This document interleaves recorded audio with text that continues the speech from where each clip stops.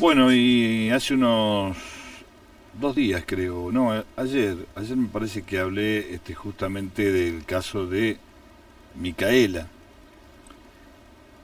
Y la verdad que a veces uno empieza a recabar información y a buscar. Y yo decía que se le había llegado un informe al juez, pero este informe era de la penitenciaría. Informe que a veces los jueces no tienen muy en cuenta porque no es un informe real. Y yo decía que si las leyes se fueran modificando y hay un código procesal penal nuevo, que si hubiera existido, si hubiera sido aprobado por los legisladores, por eso a veces digo que las culpas son compartidas, ¿vio? En ese caso, tendría que haber tenido por lo menos 3 peritos que lo estudiaran, ¿eh? Y hacer un informe preciso de la situación. En cuyo caso, a lo mejor el juez hubiera actuado de otra manera. No estoy justificando al juez para nada, porque no lo conozco, no tengo ninguna relación, ni sé su actitud, ni cómo se desempeña como juez. ¿A qué me quiero referir? A que hay también una falencia judicial muy importante de un código penal que no salió y que no lo aprobaron, que en este caso, en un caso muy puntual como el de Micaela, a lo mejor no hubiera sucedido. ¿Y por qué digo que no hubiera sucedido? Porque hubiera habido un informe del Ministerio Público y hubiera habido 3 peritos. 3 peritos que hubieran analizado a esta persona y hubieran dicho si estaba en condiciones o no estaba en condiciones de poder hacer la situación. Es decir, de darle la libertad. Y esto hubiera sido importante para el trabajo del juez, es decir, para tener la constancia, para saber, a ver, cuál es lo que tiene que hacer. Porque a veces, un informe de la penitenciaría de donde está es muy complicado. Pese a que la penitenciaría le dijo que no estaba en condiciones de salir, a veces los jueces no tienen tanto en cuenta eso porque no es una voz, especializada en el tema.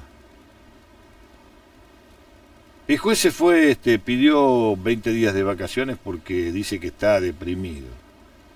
Bueno, cuando uno, yo siempre digo, asume la responsabilidad de ocupar un cargo, y a veces lo digo a los políticos, políticamente, tiene que saber si está en condiciones de ocupar ese cargo. Porque, es muy fácil llegar a un cargo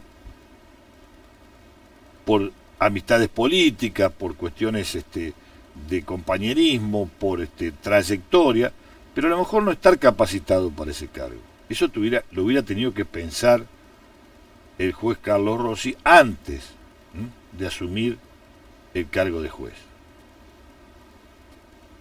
Porque si no pasa lo que yo digo siempre, la gente llega a cargos importantes a los cuales no está capacitado.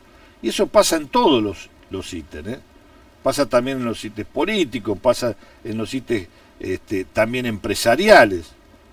De llegar a un cargo, a ocupar un cargo importante y no estar preparado para ese cargo. Y ahí es cuando se producen las grandes falencias en todos los aspectos, comerciales, políticos, llegar a un cargo donde uno no está capacitado para llegar. Y políticamente lo vemos a diario. Ni hablar de los ministros, es decir, un ministro de Educación decir está bien la represión que se le hizo a los docentes porque no estaban cumpliendo con la ley.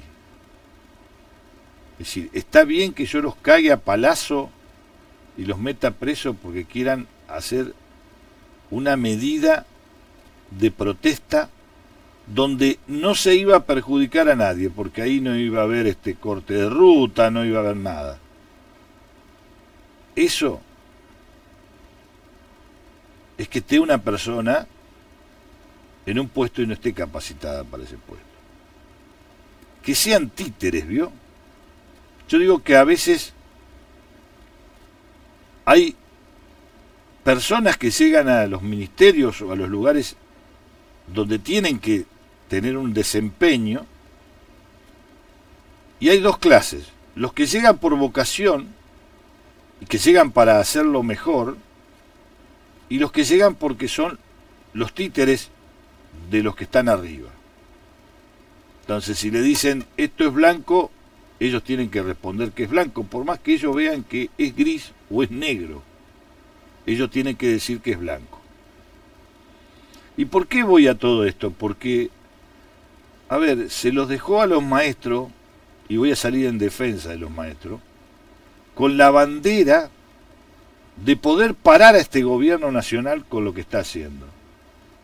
Y me parece que es una bandera muy pesada para los maestros, porque es un gremio donde, a ver, no son los camioneros que salen a romper todo.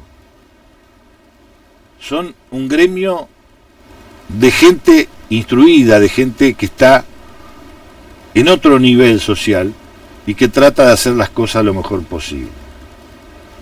Y es una bandera muy pesada porque quien gane esta batalla, y aunque parezca mentira, es una batalla, aunque yo lo denomine de esta manera, va a dejar un precedente. Y si la gana el gobierno, que los otros gremios vayan tomando conciencia de que el sistema va a ser exactamente el mismo.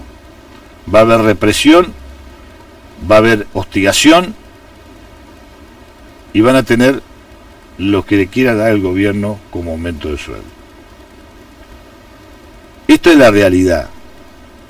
Entonces quedaron solos los maestros con esta batalla, que en realidad no la optaron porque quieren voltear al gobierno ni nada por el estilo, sino que porque lamentablemente son los que tenían el sueldo más bajo, y aumentarle un 18, un 19% no llegan a tener a lo mejor el mínimo imponible para poder vivir.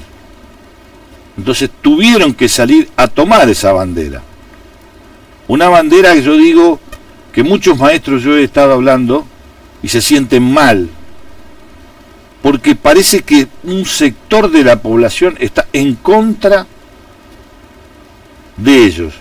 ¿Y quiénes son? Los que no tienen dónde dejar los chicos, por ejemplo, una suposición. ¿Quiénes son? Los que tienen otra actividad y ganan más plata que los maestros. ¿Cuáles son? Los medios que están con el gobierno.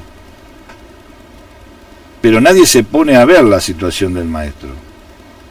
Desgraciadamente, yo vengo de familia, porque mi madre fue maestra, y siempre fue renegada, y siempre fue lo último que se le daba era a los maestros, y lo menor que se le daba era a los maestros. Y uno vi siempre esa realidad de chico. Cuando yo le decía a mi madre que cuando cobrara el sueldo comprara un auto, y mi madre se reía y me decía era imposible, porque no alcanzaba ni para pagar algunas cosas.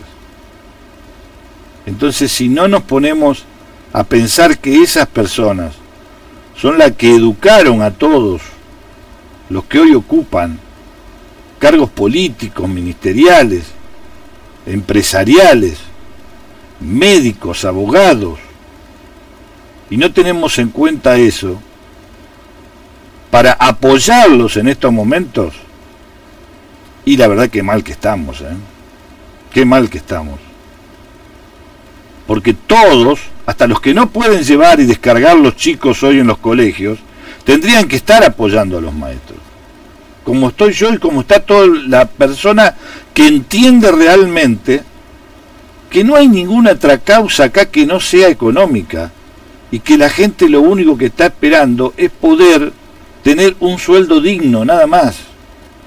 No hay otra cuestión, no existe otra cuestión. No existe otra cuestión porque nadie quiere sacar a Macri del gobierno. Macri tiene que terminar sus años, tiene que terminar lo que dura el periodo de mandato que fue elegido. Y los que ahora se arrepintieron se la van a tener que aguantar. Los que no lo votaron no, porque no tienen ninguna responsabilidad. Pero los que lo votaron van a tener que aguantársela hasta que termine su mandato. Y después ver en las próximas elecciones a quién eligen. Tratando de no equivocarse de nuevo. Porque yo le voy a decir, muchos maestros lo han votado, quédese tranquilo. Está bien, usted me va a decir, pero nos engañó, nos dijo que los maestros íbamos a ganar bien, que íbamos a salir de la pobreza, que pobreza ser. Bueno, tampoco hay que ser tan crédulo de lo que dicen los políticos. A ver, no nacimos ayer, ya vivimos muchas cosas. Muchos de los maestros vivieron la década del 90, vivieron muchos años donde vieron muchas cosas, donde se prometían cosas y no se cumplían, y al contrario, hacían todo lo contrario de lo que habían prometido. Entonces ahí está la situación. Ahí, en ese momento, es donde uno tiene que pensar 3, 4, 10, 20 veces a quién va a votar, porque si no, después hay que aguantar.